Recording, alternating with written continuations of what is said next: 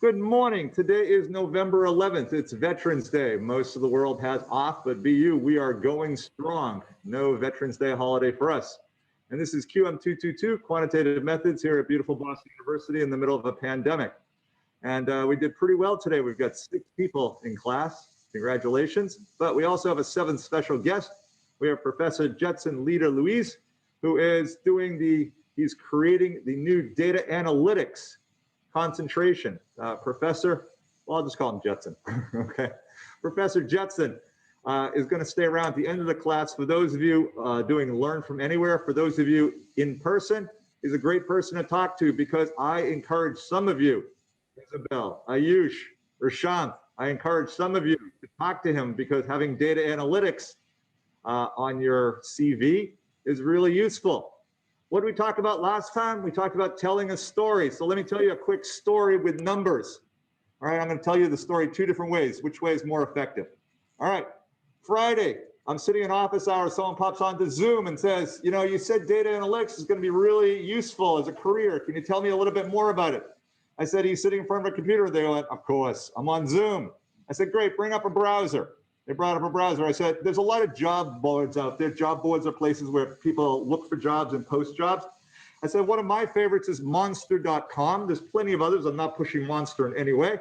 If you go to monster.com, they went to Monster. I went to Monster at the same time. I said, please type in the word data analytics and hit carriage return. 13,800 and a change of jobs came up. But the person didn't spell monster right. It took them a couple of extra moments. And they typed in monster.com and typed in data analytics, and they were probably about 2 minutes slower than I was. When they looked at it, there were 14,005 jobs. 205 more data analytics jobs showed up on monster.com in 2 minutes. Can you repeat after me 3 letters? W-O-W. Wow. That's a hot job market. Where in 2 minutes, 200 plus more jobs showed up. That was a story. Let's try it again the way that I'm trying to encourage you, not N-O-T, to do it. On Friday at 11:15 in the morning, somebody went to monster.com. There were 13,805 jobs. 2 minutes later, there were 14,010 jobs. Change, delta, 205. Boring. Are you going to repeat that? Did that have any impact on your heart or head? Telling a story is just as important as doing the analytics. Telling a story, just as important, okay? Because some of you are like, whoa, I didn't know that. So that's why you want to talk to Professor Jetson for a couple of minutes, all right? Because he is creating with another professor the data analytics group here at Questrom so that you can have on your CV, data analytics as a subfield. Excuse me, concentration is what we're calling it, right? Concentration, something like that. Great. What are we going to do today? Sorry, it's something in chat. Rhythmic shout out. Oh, yeah, thank you for the wow, Kevin. Excellent job.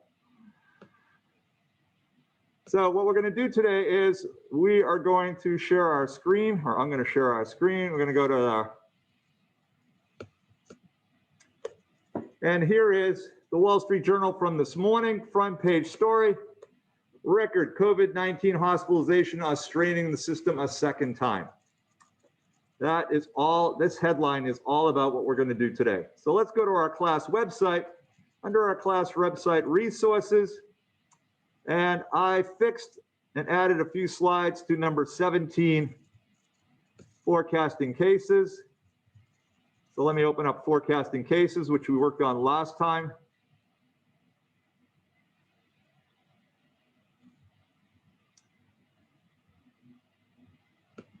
Enable editing. And since we're on the class website, the data file we need right now is under data files. And it's the top one, mass COVID hospitalizations. So we'll open that one up. And if we have time, hopefully we can do handout 13, the Big Bang Theory, which is was a popular TV show that ended last year, about some people who work for California Institute of Technology, CIT. It was the most popular comedy available on network TV. So let me switch to to the PowerPoints. Can everybody in Zoom land see nonlinear terms forecasting case? Shout out if you can't. Thank you. So what did we do last time? Last time we talked about the ultimate question, can money buy happiness? And the answer was yes, up to a point, because money had sort of a quadratic form on happiness and life satisfaction. And these are two graphs that look quadratic. What I want you to do is pay attention to the bottom graph. Just everybody sort of zoom in on that visually and go, that's the shape I'm thinking about, all right? Because that's today's lecture, the bottom shape. And we looked at a couple of graphs that also had sort of a quadratic form. This was GDP per capita versus life satisfaction for a variety of countries. We looked at US survey data. We opened up an Excel file. We did some regressions. And we also ended last time looking at salaries of business majors using both a linear term, just years of experience. And then we graphed it and said, well, this is not really a linear. So we wanted to add a quadratic term, experience plus experience squared, and that fit really well.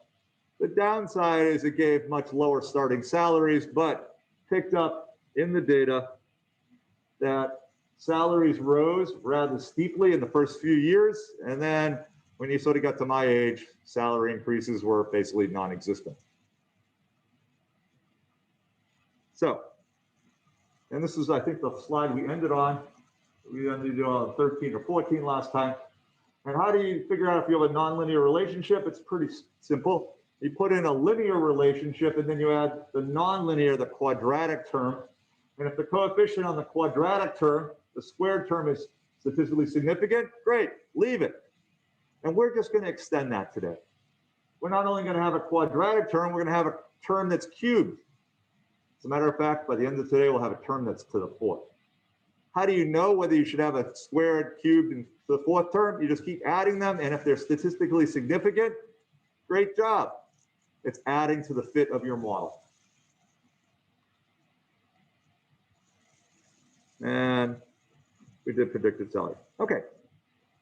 What do we want out of life? Any ideas? We've talked about some of these big picture items. What do we want out of life? Isabel? Happiness. Thank you. Anybody else online? What do you want out of life?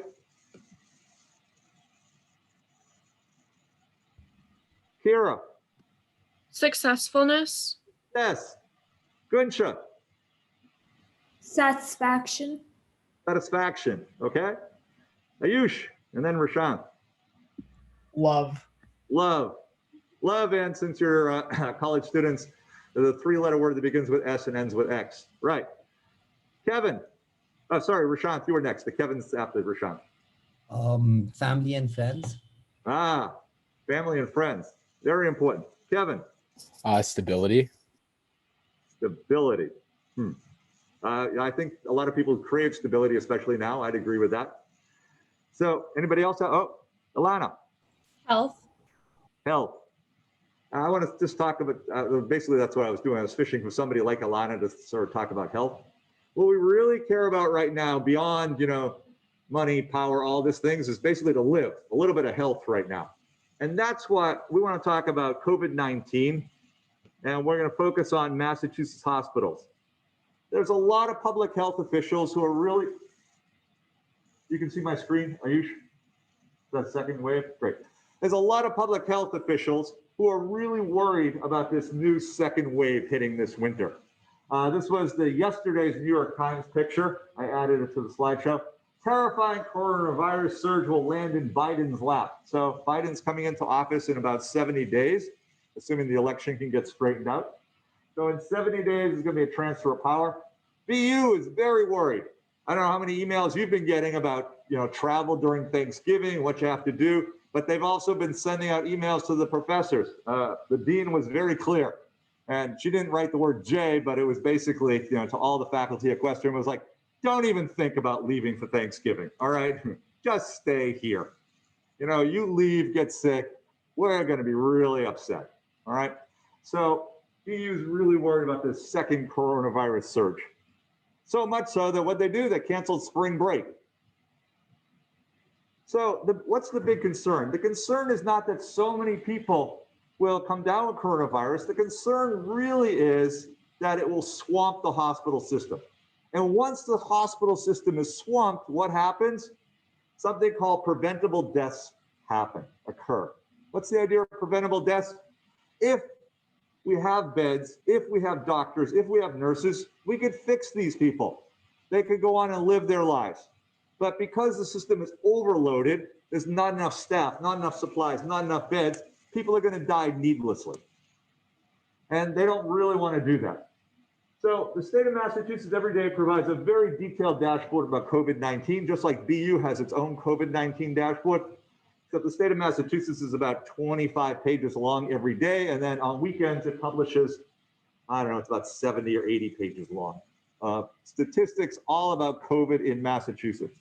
And the number one statistic that the governor looks at and that I look at every day, and I'm not trying to put myself on the same level as the governor, okay? I don't want that job, all right, is hospital utilization. So this is two different pictures.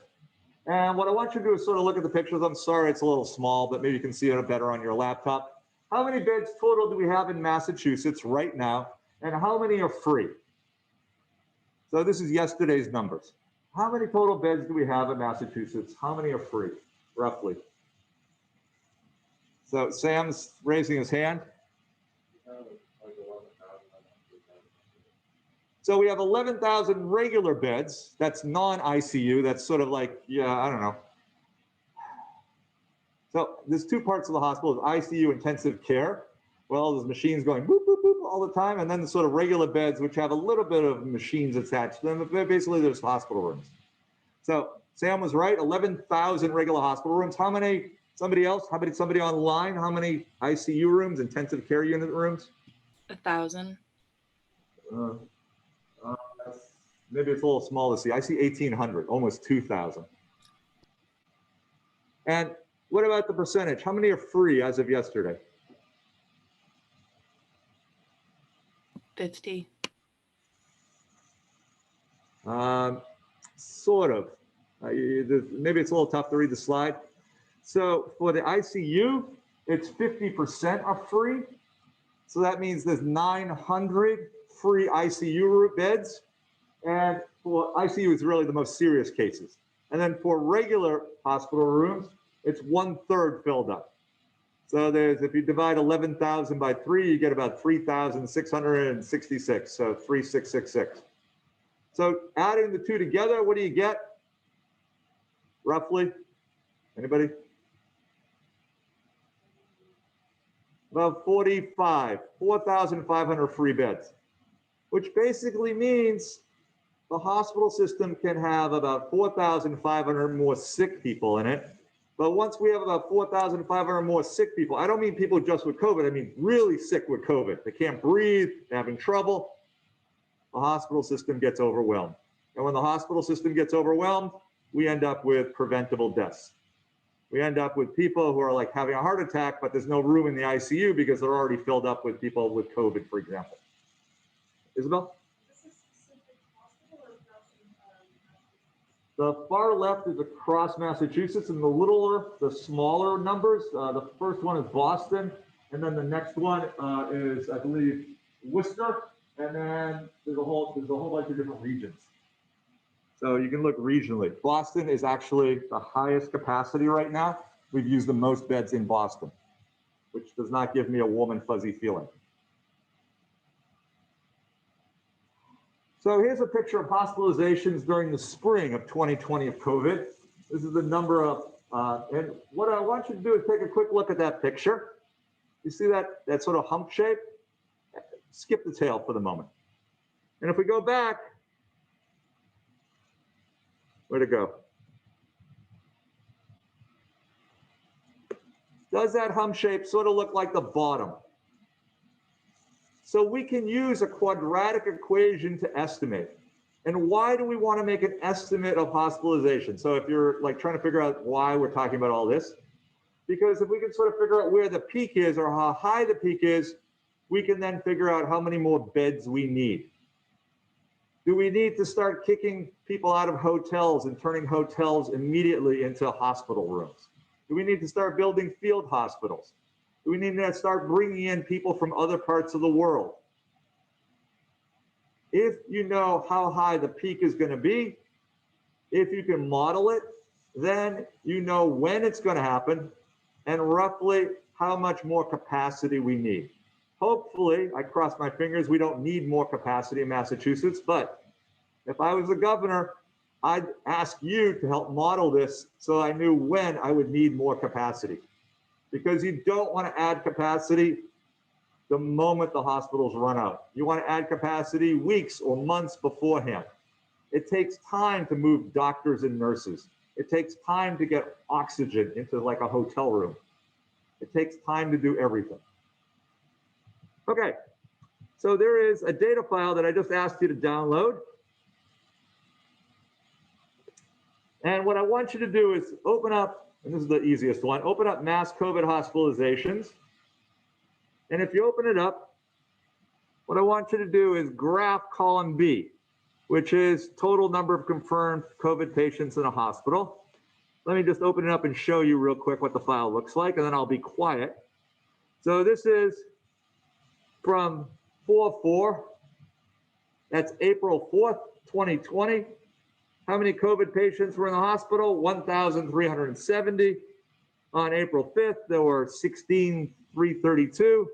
And I basically just went down to June 4th, because after June 4th, during the summer, we had relatively little COVID problems in Massachusetts. We had kind of a flat tail. And how would you handle that flat tail? Well, one simple way is doing sort of two regressions, because the world changed. Another way, more advanced techniques, we could actually do it's called regression, switching regressions, but I don't want to get into those kind of advanced techniques. So let's just look at the hump.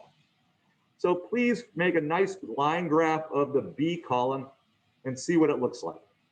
I'll give you about a 120-second head start.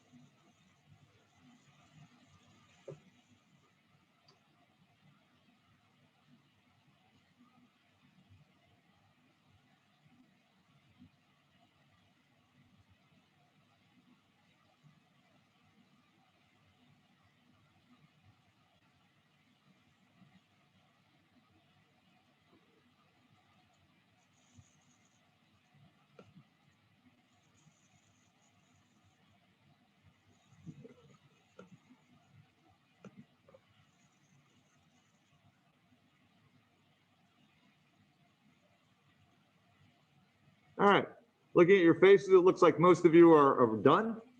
So the next few moments are not on any final exam, but they are on the exam of life. They are going to make you look amazing to your boss. So if you were to pay attention for, say, the next 4 minutes in any section of today's lecture, the next 4 minutes are it. Let's insert a picture, insert a graph. We'll do a line graph. I don't like the dots. It's not really important. There's 60 data points. Not particularly useful. And I'm sitting here saying to myself, how do I graph? How do I run a regression now that I've created a nice graph? And there is a secret trick. I'll whisper. It's a secret. Can you hear me whispering, Rashawn? Great. Click once on the graph. And then what you want to do is you want to add a chart element. What kind of chart element? You want to add a trend line. You want to click once on the line and add a trend line. But you don't want to add just any trend line. You want to pick more trend line options. And once we pick more trend line options, if we're thinking, let me make this just a little bit bigger. We're thinking about doing, say, a quadratic.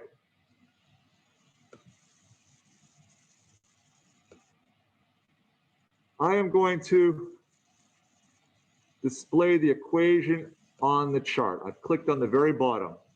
Display equation on the chart. I've clicked polynomial order 2. It might be a little hard to see this, but it just gave me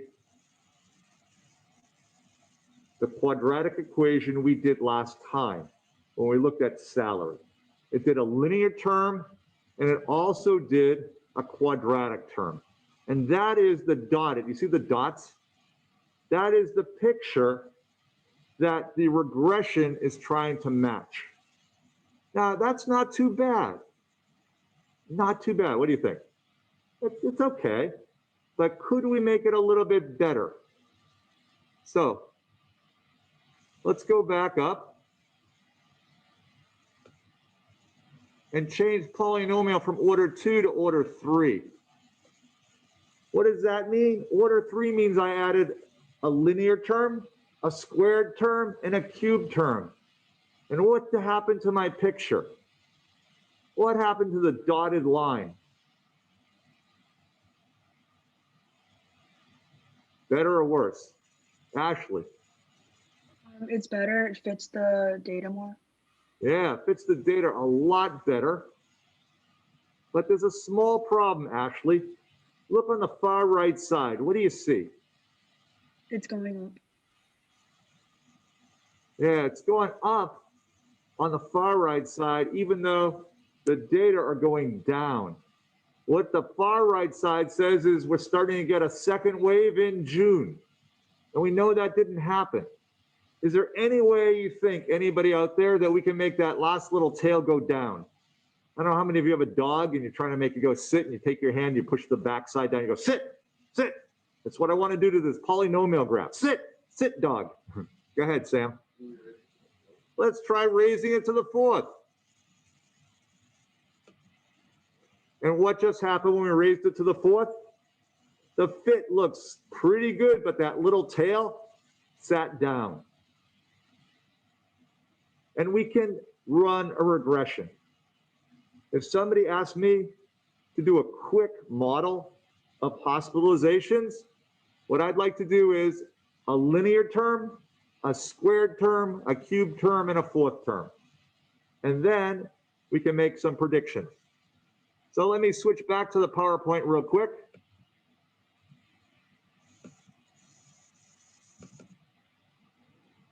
So what I want all of us to do is we want to create a counter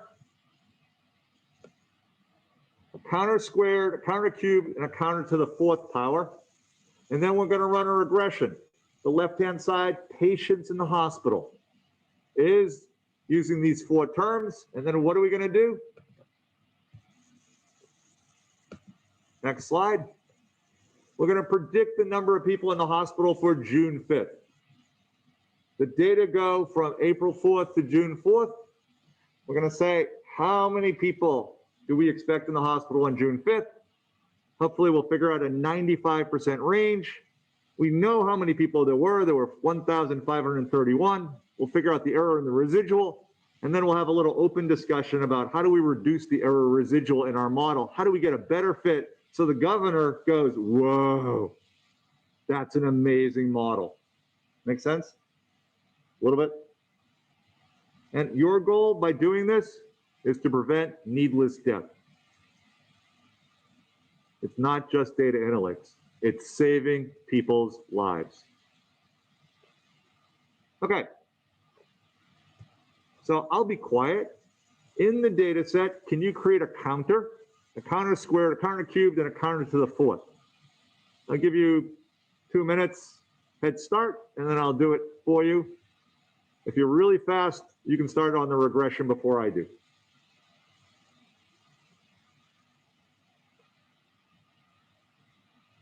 Professor. Go for it, whoever said that. Who am I talking to? Ashley. Hi, What, Ashley. hi. What do you mean by counter? Time trend, 1, 2, 3, like we did last Friday. Okay, thanks. Sorry, I should have used time trend to be consistent in my language across the weeks.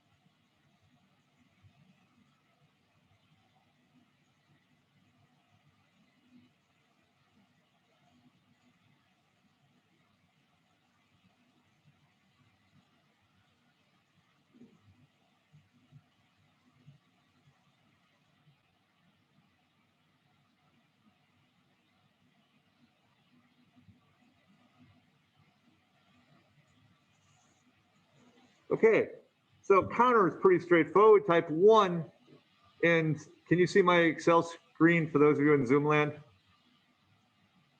Yep. Great. So counter is 1, 2, and then we can do autofill. We can highlight 1 and 2. We go down to the very bottom, we double click, and we have a counter from 1 down to 62. So we have 62 observations, 2 months worth of data. What's counter squared? Counter squared is equal to C2 raised to the second power equals C2, little up arrow caret, which on my keyboard is shift 6, and then we squared to the second power. 1 squared should be 1. Copy that down. 2 squared should be 4.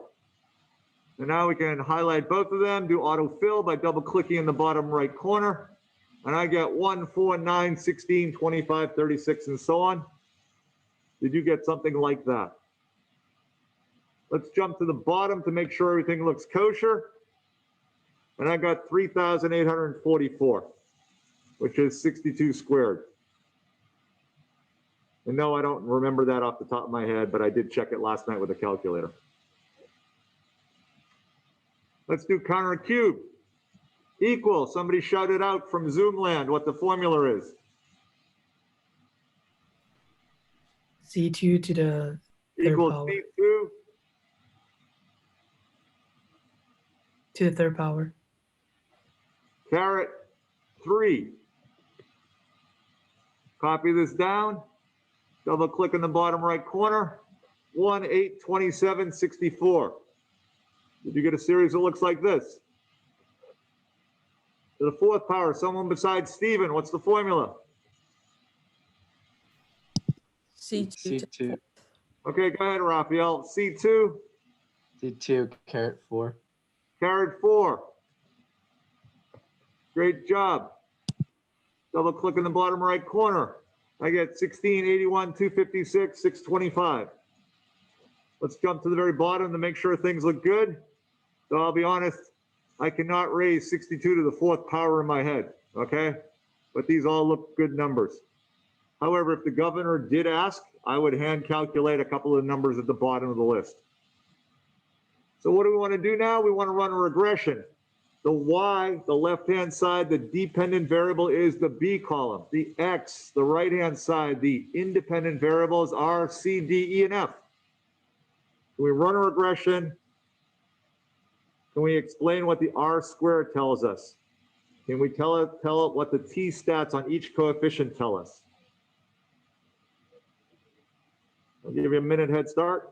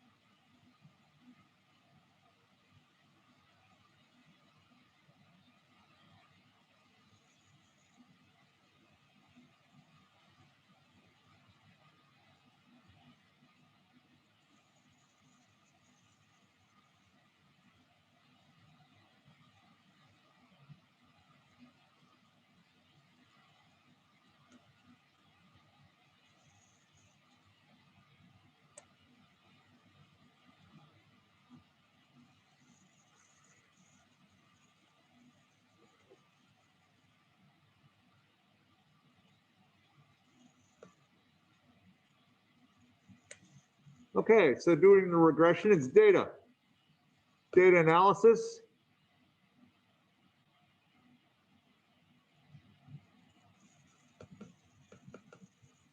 Regression. The Y range is B1 down to B63. And the X range is going to be C1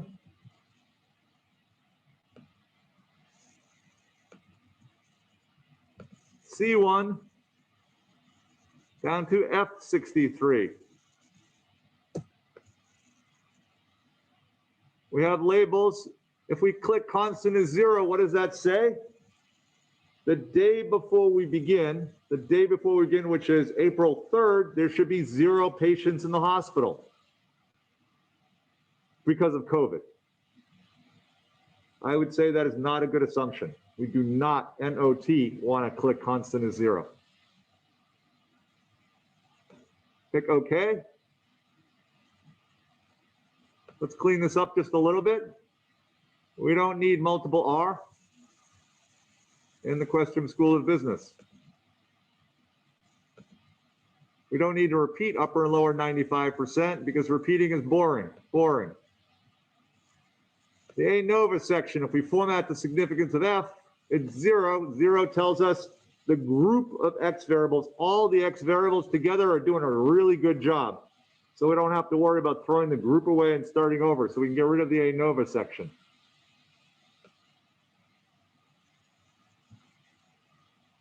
Okay, now we have a much simpler table. Let's do a little formatting and we can show it to the governor. How do we format? Somebody online, R square and adjusted R square. Somebody online? Percentages. Great, just tell up, Ilana. Great, thank you. It's percentages. Somebody else besides Ilana, somebody who needs a little class contribution, can someone explain what the R square of 97% tell us from online? Kira. It tells us based on how many intercepts or coefficients we have, how much it accurately portrays the data. So we're showing 90% of the reasons why COVID cases are increasing.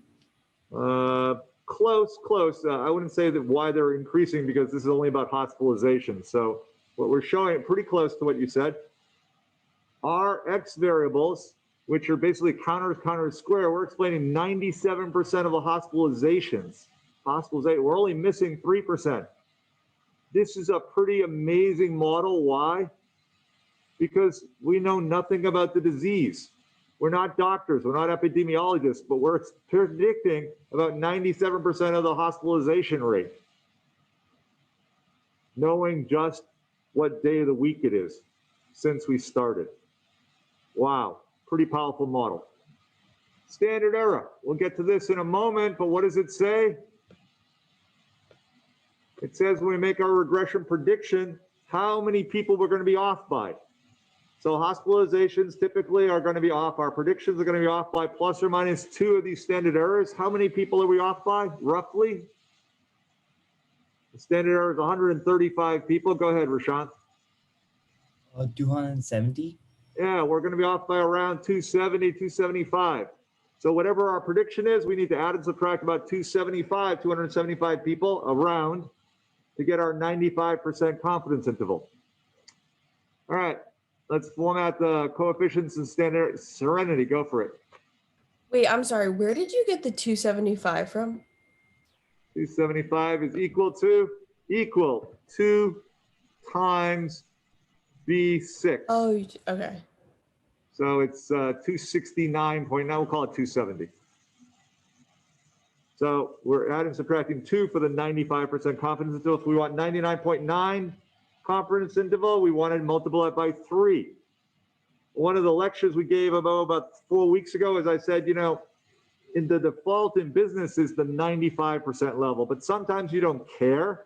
The example I gave is, let's say you're doing sports call and radio. Do you need to handle 95% of the calls? And I said, nah, you miss a few, who cares? So using plus or minus 1 standard error was enough.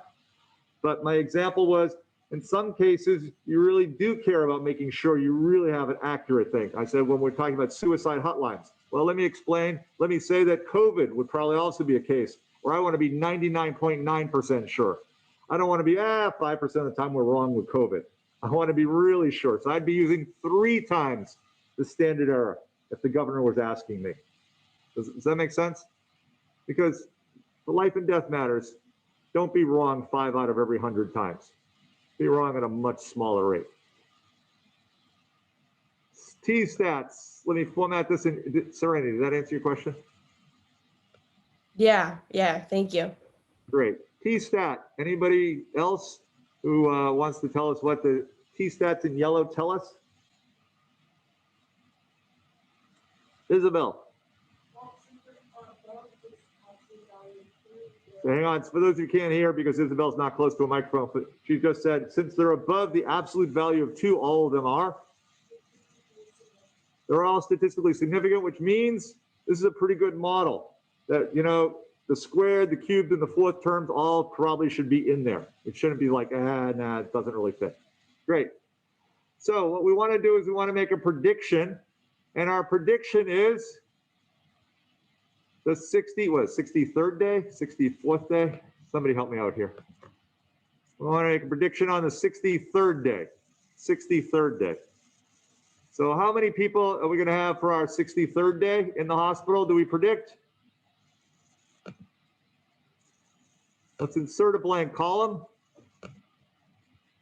We'll give it our values.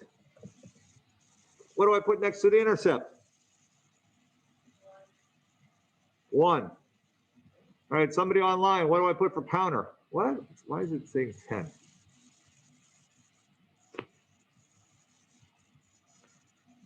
Iris, go for it. What do I put for counter? 63. 63. Excellent job. And Iris, since you're on a roll, what formula should I put in A12? You can do 63 times 63. Okay, so we can do 63 times 63. That's pretty good. Allie, go for it. I was doing A12 to the power of 3. Okay, I would do A11 on my computer, but you might be doing A12. It really depends what lines you deleted. Yeah, for you it'd be A12. I mean, sorry, 11. So we can do A11 to the 3rd power for counter cube equal A11 to the 4th power, since that's what Allie was going to tell us for the next one down. And we have all of our values. Now we can make a prediction. Number in hospital.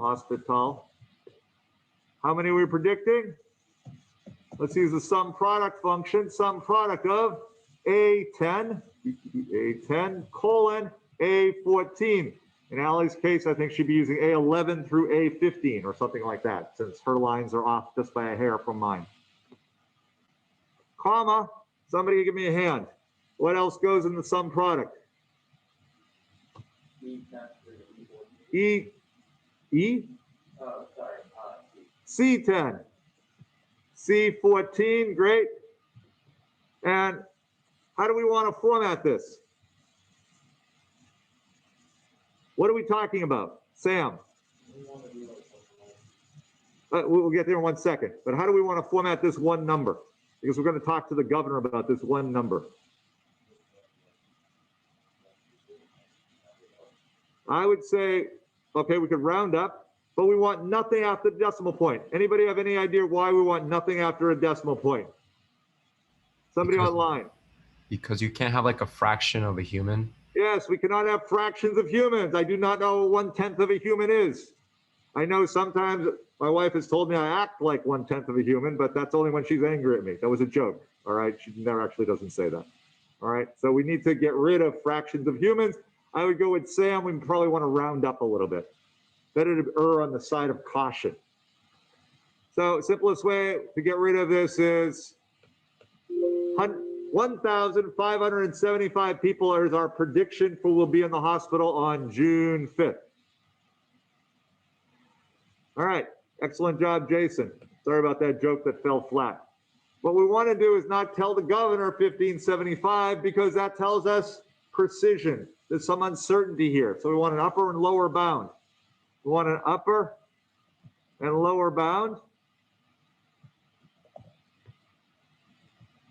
And let's say, since I just gave you 5 minutes ago, the discussion that we really want to be not 95%, but 99% sure, okay?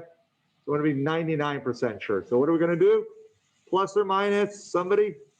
All right, Allie, you already gone. So somebody else beside Allie. Two people raise their hand. Three standard deviations. Three standard errors of the observation. Three standard errors. Okay, so that number would be, Ayush, you're online, go for it. What's the formula?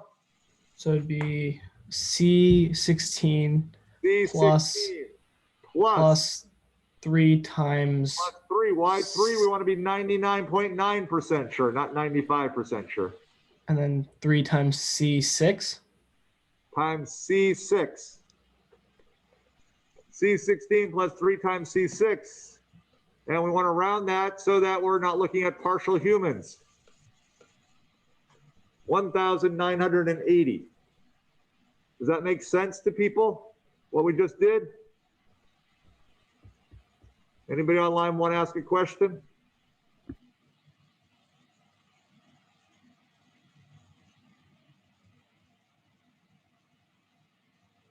All right, I'll be quiet for 45 seconds. Can you do the lower bound?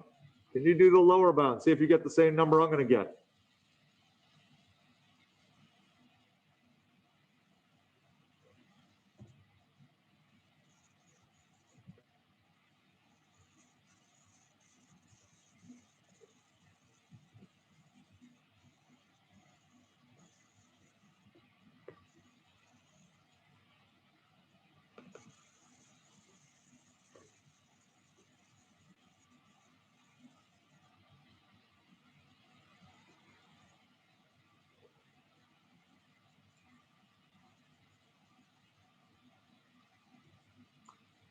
So the formula I got was C16 minus 3 times C6.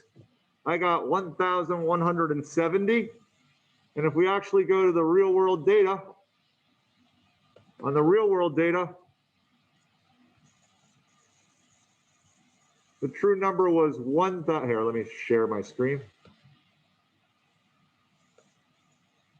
The true number was 1,531. Which is pretty close to where we're at. We're between, 1,100 and 1,500, sorry, 1,100 and 1,900. We're sort of right there in the middle. So is the error residual of our regression, and how do we reduce it? Those are the last two things, and then Professor Leader Louise will have a moment or two to talk to you about the quantitative concentration. So how do we calculate the residual? Anybody? Kenzie?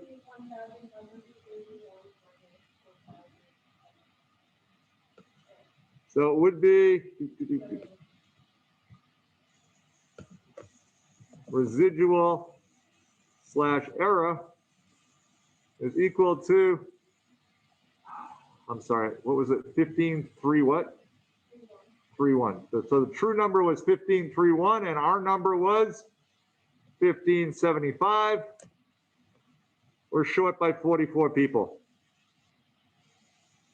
Not too bad, given the hospital capacity is about 13,000 beds. How do we? Professor, could you reshare your Excel? Oh, sorry. Thank you. Forgive me. Thank you for reminding me.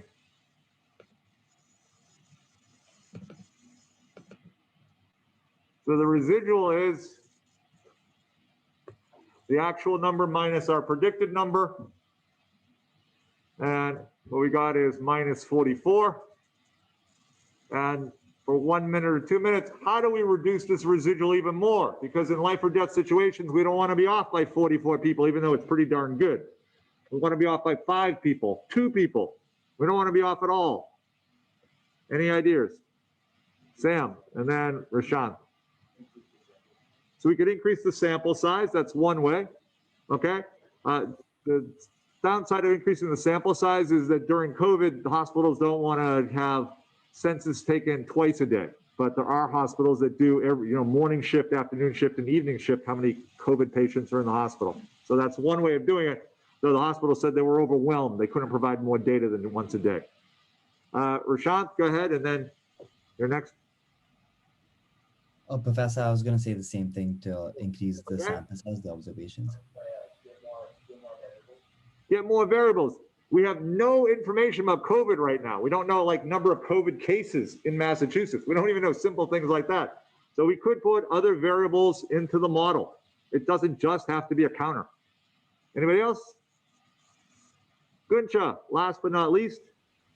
I'm not sure of this, but I want to say, can we like add counter fifth? We could.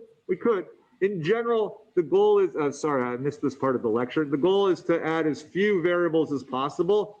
So you don't want to go to like, maybe the counter to the 20th is also good, but you want to have sort of the minimum number possible. Fifth is good. You can keep going that way, but the problem is to keep the model simple so people understand it. All right, I want to say thank you very much. I'm going to turn this over.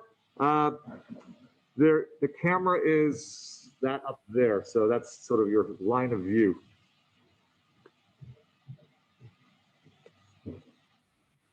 And let us know if you could see. Whoa, hang on 1 second.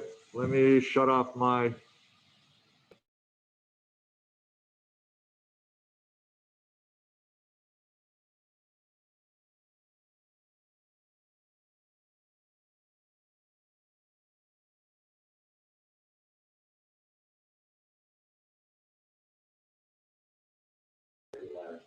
Okay.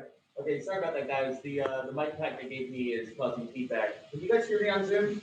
You might want to step one step below. Am I visible? No.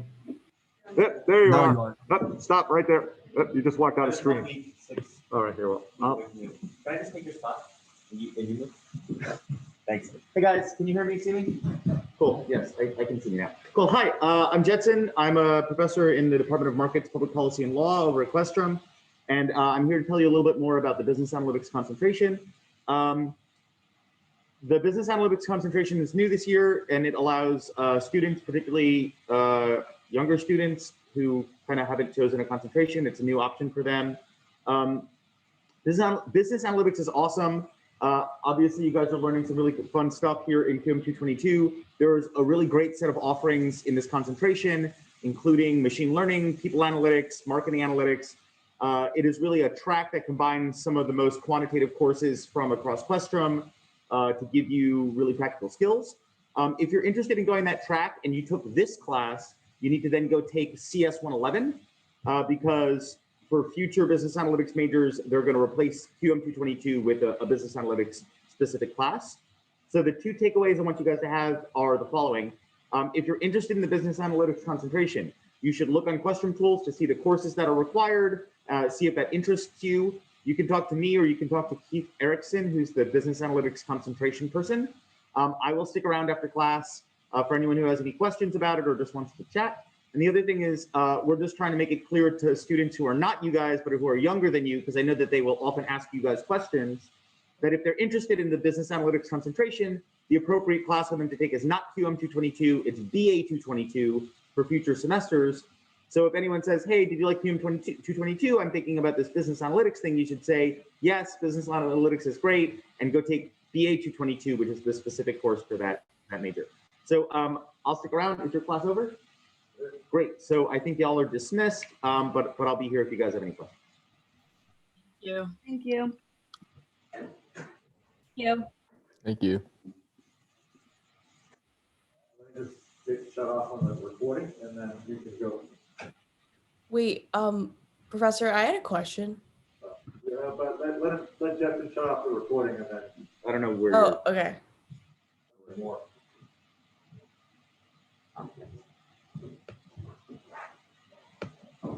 Go ahead, Serenity.